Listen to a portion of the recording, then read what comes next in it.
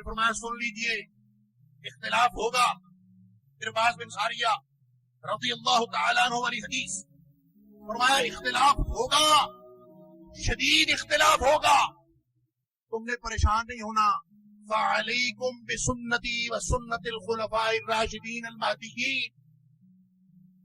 کہ لوگوں تم نے پریشان نہیں ہونا اختلافات سے, بس جب کبھی کوئی اختلاف ہو تو میرا طریقہ اور میرے صحابہ کا طریقہ, میرا طریقہ اور میرے خلفاء راشدین کا طریقہ, جس مسئلے میں اختلاف ہو فوراً نگاہ جانی چاہیے نبی پاک سے, فوراً نگاہ جانی چاہیے صحابہ کرام کی. فعلیکم بسنتی وسنت الخلفاء الراشدین المہدیین. نبی پاک صلی اللہ علیہ وسلم فرمایا اختلاف ختم اس وقت ہوگا جب تم میری طرف دیکھو گے, وگرنہ تیرا بڑا تیرا, میرا بڑا میرا, ہر ایک کا اپنا اپنا بڑا. جب اپنے اپنے بڑے کی مانیں گے اختلاف ختم, نہ میرا بڑا نہ تیرا بڑا, اس بڑے کے پاس چلے جائیں, نہ تیرے بڑے کی نہ میرے بڑے کی, اس بڑے کی جس کو بڑا اللہ نے بنایا, جس کو بڑا اللہ نے بنایا ہے, جس کو ہدایت کا رستہ, جس کو ہادی اور رہنما اس نے بنایا ہے. وہ فرماتا ہے کہ مسئلہ پوچھتے وقت یہ نہ پوچھا کریں کہ مولوی جی کیا کرنا ہے, مسئلہ پوچھتے وقت یہ پوچھا کریں جس سے دل کرے پوچھیں, اپنے اپنے مولوی سے پوچھیں, لیکن یہ پوچھیں کہ ایسے موقع پر اللہ کے رسول صلی اللہ علیہ وسلم کیا کرتے تھے, صحابہ کرام کیا کرتے, یہ پوچھا تھا. اللہ اکبر. امام مالک سے کوئی بندہ مسئلہ پوچھنے آیا, انہوں نے فرمایا تیرا سوال غلط. وہ پھر پوچھتا ہے کیا کرنا چاہیے مجھے, فرمایا تیرا سوال غلط. حیران ہو گیا اللہ کی امام مالک, حضرت اور سوال کیسے کرو؟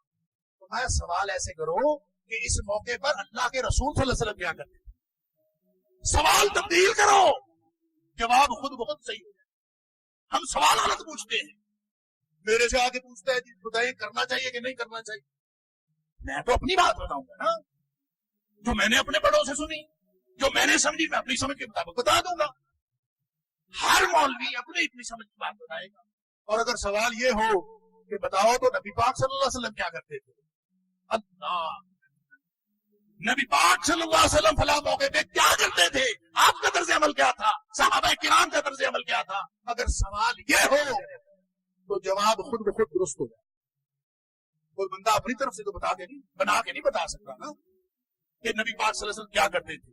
تو نبی پاک صلی اللہ علیہ وسلم نے اختلافات کا حل بتا دیا کہ علیکم بسنتی وسنت الخلفاء الراشدین والمہدیین.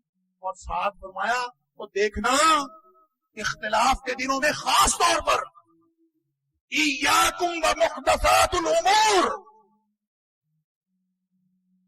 دیکھنا کوئی دین میں نئے نئے کام نہ بنا لینا اختلاف کا فائدہ اٹھا کے.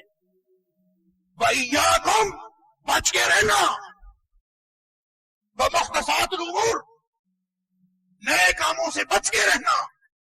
زندگی گزر جائے مسئلہ نہیں ہے, بلکہ یہ کہہ کے نبی پاک صلی اللہ علیہ وسلم نے کہ تمہارے اوپر میری سنت اور میرے صحابہ کا طریقہ لازمی ہے, یہ کہہ کہ نبی پاک صلی اللہ علیہ وسلم کی بات تو مکمل ہے نا, اب اس میں کوئی ابہام تو نہیں ہے, لیکن قربان جائیے نبی پاک صلی اللہ علیہ وسلم اس بات کو مکمل کر کے پھر تاکید فرمایا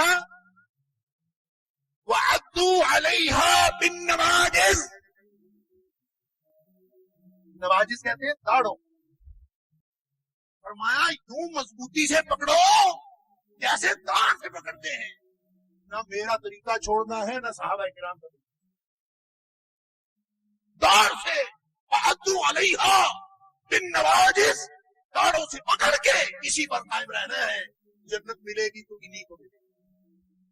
اور وہاں اس حدیث میں دیکھ لیجیے جہاں 73 والی بات ہے, سارے جہنمی ایک جنتی.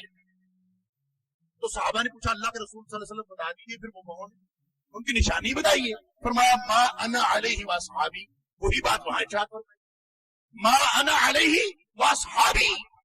اختلاف ہو تو مولویوں سے بچ جاؤ, اس پر آ جاؤ جو میرا طریقہ ہے اور میرے صحابہ کا طریقہ، ما انا علیہ واصحابی، جس پر جو طریقہ میرا، جو طریقہ میرے صحابہ کا، اس پر آ جاؤ۔